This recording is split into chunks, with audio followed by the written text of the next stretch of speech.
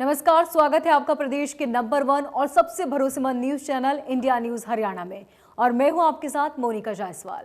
Metro news के इस खास प्रोग्राम में हम बात करेंगे साइबर सिटी गुरुग्राम से जुड़ी तमाम बड़ी खबरों के बारे में। जी हां, औद्योगिक नगरी गुरुग्राम की हर गतिविधि पर रहती है हमारी नजर, तो बने रहिए हमारे साथ।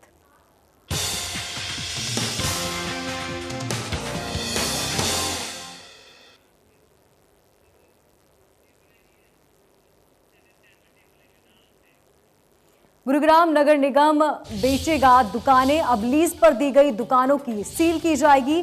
शहर की 1053 दुकानों को सील किया जाएगा। 20 सालों से लीज पर हैं ये सभी दुकानें। सरकार की तरफ से की गई है नई पॉलिसी की तैयारी।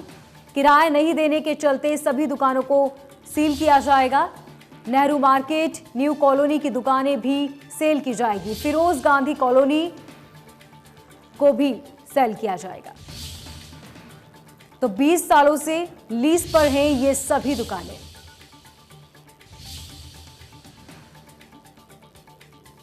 साइबर सिटी गुरुग्राम में नगर निगम की तरफ से लीज पर दी गई दुकानों को अब सेल कर दिया जाएगा। दरअसल पिछले 20 सालों से शहर के 1053 दुकानों पर सील है, लेकिन किराया नहीं देने के चलते नगर निगम की तरफ से अब तक इन सभी दुकानों को बेचने का निर्माण किया गया। इसके लिए प्रदेश सरकार द्वारा नई पॉलिसी तैयार की जा रही है। हालांकि पहले भी इस संबंध में एक पॉलिसी तैयार की गई थी, लेकिन उसमें कई तरह की खामियां होने के चलते इसे लागू नहीं किया गया। संशोधन के बाद एक बार फिर ये पॉलिसी लागू की गई और उसके बाद अब गुरुग्राम ही नहीं बल्कि प्रदेश के अन्य निकायों के अधीन सरकारी दुकानों को बेचा जाएगा।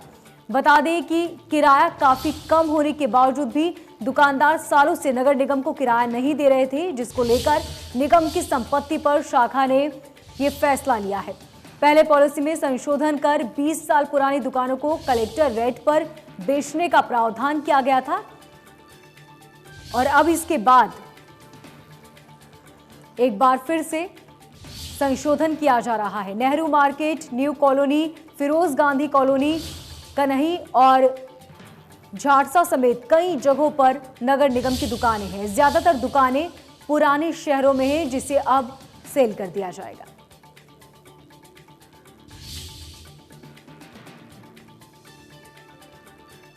तो लीज पर दी गई दुकानों को अब नगर निगम बेचेगा। शहर में 1053 दुकानें हैं और अधिकतर दुकानें शहर के बाहर हैं।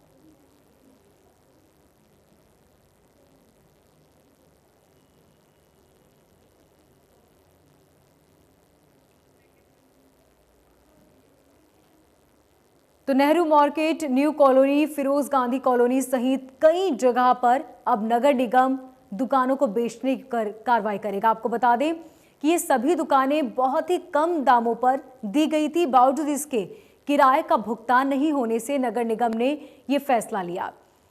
पहले भी इस तरह की कई पॉलिसी बनाई गई, लेकिन पॉलिसी में संशोधन के बाद नगर निगम गुड़गांव ने यह फैसला लिया। तो 20 सालों से लीज पर ये सभी दुकानें दी गई थी, लेकिन किराया वक्त पर न देने के चलते ये फैसला लिया गया और अब नगर निगम इन दुकानों को बेचने का काम करेगा।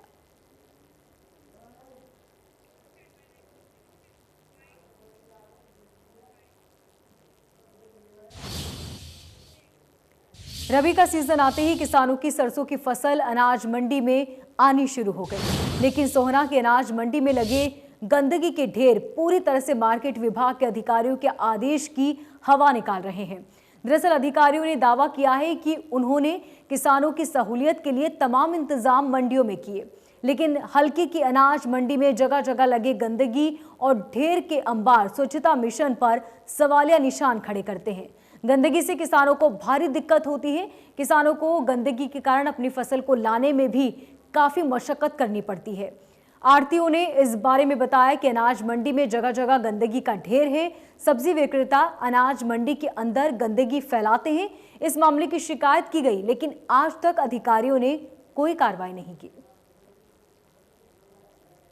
और ये सफाई व्यवस्था सारी की सारी अनाज मंडी सोहना की फेल है। कर्मचारी जो लगाए हुए हैं वो सफाई करते नहीं है। ये मंडी सारा शहर का पानी इस मंडी में आता है सब्जी मंडी का यहाँ होना अनाज मंडी के साथ एक बहुत बड़ी समस्या है। उससे गंदगी होती है। 5-5 दिन कूड़ा नहीं उठता मंडी में। जिस विभाग ने, मार्केटिंग विभाग ने जिस ठेकेदार को ठेका दिया हुआ है, वो सफाई नहीं करता है मंडी। हमारे सबके परिवार, आड़ती भाइयों के परिवार इस मंडी में रहते हैं और गंदगी में जीना दुर्भर हो रहा है हमारा। हमने शिकायतें कल भी दी है। कल भी हमने रिटर्न में कमेटी को एक लेटर दिया है और हम बार बार उनसे अनुरोध करते ही रहते हैं कि भाई सफाई व्यवस्था को ठीक किया जाए। गंदगी का तो बहुत बुरा आलम है, आप भी देख रहे हैं जी। ये सब्जी मंडी होने से इतनी वो मच्छर और वो है, ये गली सड़ी जो सब्जियां आप सड़क पे फेंक देते हैं, उससे एक तो सड़क पे चलना दूभर हो रहा है। विभाग को कई दफे इस मामले में चेताया गया है, पर वो हर दफे कह देते हैं 1-2 दिन में हो जाएगा, 1-2 दिन में हो जाएगा। अभी तक तो कोई कार्रवाई नहीं हुई। और इस खबर पर हमारे संवाददाता ने अनाज मंडी का जायजा लिया, देखिए। अनाज मंडी में किसानों की सरसों की फसलें आने शुरू हो गई हैं, लेकिन अनाज मंडी में लगे गंदगी के ढेर मार्केट विभाग के अधिकारियों के उन आदेशों की हवा निकालती है जिसमें अधिकारियों का दावा है कि उन्होंने किसानों के सहूलियत के लिए तमाम इंतजाम किए हैं। आड़तियों का कहना है कि मंडी में जगह जगह गंदगी के ढेर लगे हुए हैं, किसानों को भारी दिक्कतें आ रही हैं, किसानों को अपनी फसल डालने के लिए जगह तलाश करनी पड़ रही है, जगह जगह पानी का जल भराव है। आड़तियों ने बताया कि कई बार अधिकारियों से इस बाबत शिकायत की गई, लेकिन आज तक इस शिकायत का कोई समाधान नहीं किया गया। आड़तियों का कहना है कि यहाँ पर सब्जी मंडी वाले यहाँ पर गंदगी करते हैं, उनकी शिकायत होने के बाद भी विभाग इसको संज्ञान में नहीं लेगा। अब देखने वाली बात यह है कि विभाग इस गंदगी को साफ करवाता है या किसानों को इसी गंदगी के बीच अपनी फसल को बेचना पड़ेगा। सोहना से संजय। आशुतोष शर्मा ने मिस्टर इंडिया प्लस 2020-21 खिताब जीतकर गुरुग्राम जिले का नाम रोशन कर दिया। मुखबधिर होते हुए भी आशुतोष शर्मा ने 28 फरवरी को दिल्ली में आयोजित हुई मिस्टर इंडिया प्लस शो में शानदार प्रदर्शन कर विजय हासिल की। आशुतोष के माता पिता अपने बेटे की इस उपलब्धि पर फूले नहीं समा रहे। उनका कहना है कि इस ब्यूटी प्रेजेंट प्रतियोगिता में उनके बेटे ने ये उपलब्धि उन प्रतिभागियों के बीच हासिल की जो पूरी तरह से सामान्य थे। परिजनों का कहना है कि आशुतोष अपनी कमजोरी को अपनी ताकत में बदलने की क्षमता रखता है। आशुतोष की माता ने बताया कि प्लस साइज के लिए इस प्रकार की प्रतियोगिता का आयोजन देश में पहली बार हुआ है। इसके मेगा फाइनल में 10 प्रतिभागी शामिल रहे। इन सभी को कड़ी प्रदर्शन प्रतिभागी होने के बाद आशुतोष ने सभी को पछाड़कर जीत हासिल की।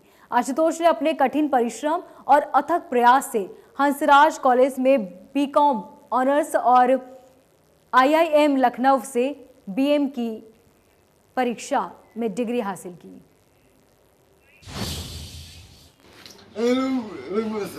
Mijn naam is Aशुतोष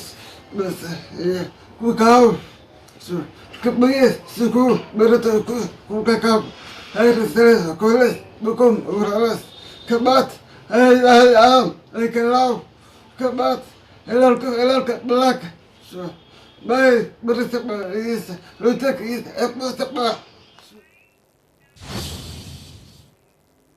गुरुग्राम से एक दर्दनाक तस्वीर सामने आई। दरअसल बारिश के दौरान सेक्टर 82 की वाटिका सोसाइटी में पेड़ के नीचे खड़े 4 लोगों पर आसमानी बिजली गिर गई, जिससे एक शख्स की मौके पर ही मौत हो गई, जबकि 3 लोग गंभीर रूप से झुलस गए। सोसाइटी में काम करने वाले मजदूरों पर आसमानी बिजली गिरी।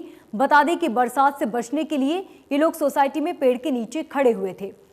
ये पूरा वाक्य वहां लगे CCTV कैमरे में कैद हो गया।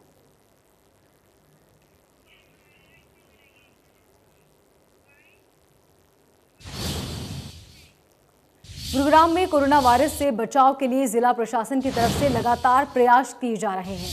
स्वास्थ्य विभाग की तरफ से अब कोरोना वैक्सीन लगाने के समय में बदलाव कर दिया गया। केंद्र सरकार के आदेशों के बाद अब 24 घंटे 7 दिन कभी भी कोई भी टीका लगवा सकता है। इसके लिए 5 अस्पतालों को चिन्हित किया गया। इसके अलावा एक सरकारी अस्पताल को भी इसमें शामिल किया गया है। इसी कड़ी में सिविल सर्जन वीरेंद्र यादव ने अपनी टास्क फोर्स को पूरी तरह से मुस्तैद कर दिया। जिला स्वास्थ्य विभाग की तरफ से 11 अन्य ऐसे अस्पताल हैं जहां शाम 5 बजे से लेकर रात 9 बजे तक कोरोना वैक्सीन लगाई जाएगी। यही नहीं, इसके अलावा 57 प्राइवेट अस्पताल और गुरुग्राम के स्वास्थ्य विभाग के अधीन चलने वाले 37 प्राथमिक अस्पतालों में टीका लगाया जाएगा। डिस्ट्रिक्ट टास्क फोर्स मीटिंग में माननीय सिविल सर्जन ने 5 प्राइवेट हॉस्पिटल्स और एक अपना गवर्नमेंट सिविल हॉस्पिटल सेक्टर 10 15 मार्च से 24/7 कर दिया गया है, जिससे जो हमारी आम पब्लिक जनता है उनको असुविधा ना हो और वो जाके अपना वहाँ टीकाकरण करा सकते हैं। साथ में 11 ऐसे प्राइवेट हॉस्पिटल्स हैं जो कल शुक्रवार से इवनिंग शिफ्ट भी हम रखेंगे 5 से लेके रात के 9 बजे तक, तो वो भी जाके टीकाकरण करवा सकते हैं। और 45 ऐसे हमारे प्राइवेट हॉस्पिटल्स हैं, 7 और हम ऐड कर देंगे जो सोमवार से जो है हमारे 52 हो जाएंगे और हमारे गवर्नमेंट के सभी 37 के 37 सोमवार से चालू हो जाएंगे। मानेसर पुलिस ने 19 लाख के फोन चोरी मामले में बड़ा खुलासा किया। पुलिस के मुताबिक जिस ट्रक से मोबाइल चोरी हुए थे उस पूरी वारदात में कंपनी का ट्रक चालक भी शामिल है। इस आधार पर जब पुलिस ने पूछताछ शुरू की तो पता चला कि ट्रक चालक समेत 3 अन्य आरोपियों ने इस पूरी वारदात को अंजाम दिया था। ये आरोपी ट्रक में सामान लोड होते ही मोबाइल से बॉक्स की पैकिंग के बारकोड मशीन संबंधी सूचना अपने साथियों को भेज देते थे और उसी आधार पर ये आरोपी नकली बारकोड और स्टील लगाकर बॉक्स में ये सभी मोबाइल निकालकर दोबारा से उन्हें खाली डिब्बे में पैक कर देते थे। फिलहाल इस पूरे मामले को लेकर पुलिस तफ्तीश में जुटी है और बाकी के सामान को इन आरोपियों ने कहां बेचा और कहां छुपाया है, इसकी रिकवरी के लिए भी कोशिश कर रही है।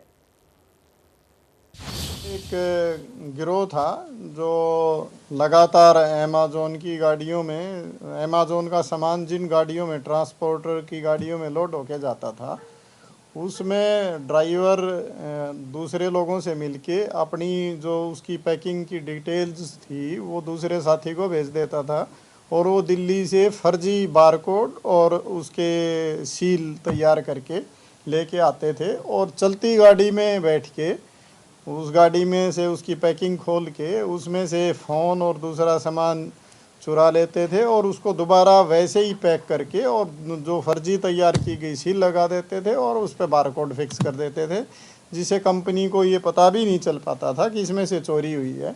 तो इसी तरह का एक वाकया यहाँ पे फरूक नगर से एक गाड़ी लोड होके गई भिवाड़ी के लिए और उसमें भी इसी तरह की चीज़ें हुई, जिस पे वहाँ शिकायत दी गई फरूक नगर पुलिस। गुरुग्राम के शीतला माता मंदिर परिसर में 30 मार्च से चैत्र मेला शुरू होने जा रहा है, जो 27 अप्रैल तक जारी रहेगा। इसके आयोजन को लेकर माता शीतला देवी पूजा स्थल बोर्ड ने तैयारियां शुरू कर दी। बोर्ड के मुख्य प्रशासक और निगम आयुक्त विनय प्रताप सिंह ने चैत्र मेले का आयोजन को लेकर मंदिर परिसर में संबंधित अधिकारियों और बोर्ड के सदस्यों के साथ एक बैठक की। बैठक में विनय प्रताप सिंह ने मेले के दौरान केंद्र और राज्य सरकार की तरफ से जारी की गई कोरोना से जुड़ी हिदायतों के सख्ती से पालन के निर्देश दिए। उन्होंने कहा कि मेले में आने वाले श्रद्धालुओं को फेस मास्क पहनना अनिवार्य होगा। कोविड प्रोटोकॉल का सख्ती से लागू किया जाएगा। इस काम में स्वयंसेवियों का सहयोग लिया जाएगा। उन्होंने कहा कि चैत्र मेले के दौरान रविवार, सोमवार और मंगलवार को श्रद्धालुओं की अधिक संख्या रहती है, उन दिनों में विशेष तौर पर ध्यान दिया जाएगा। मंदिर परिसर में लगे सीसीटीवी कैमरों से 24 घंटे नजर रखी जाएगी। सुरक्षा में तैनात 300 से ज्यादा जवान अपनी जिम्मेदारियां संभालेंगे। मुख्य बस अड्डे और रेलवे स्टेशन से राज्य परिवहन की विशेष बस मंदिर के लिए चलाई जाएगी, जिससे कि श्रद्धालुओं को मंदिर तक पहुंचने में किसी तरह की कोई परेशानी ना हो। मंदिर में साज सज्जा के साथ ही सफाई व्यवस्था का भी पूरा ख्याल रखा जाएगा।